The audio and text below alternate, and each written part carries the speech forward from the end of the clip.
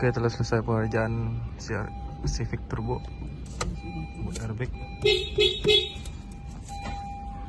Ada dashboard, seat belt kanan, seat belt kiri.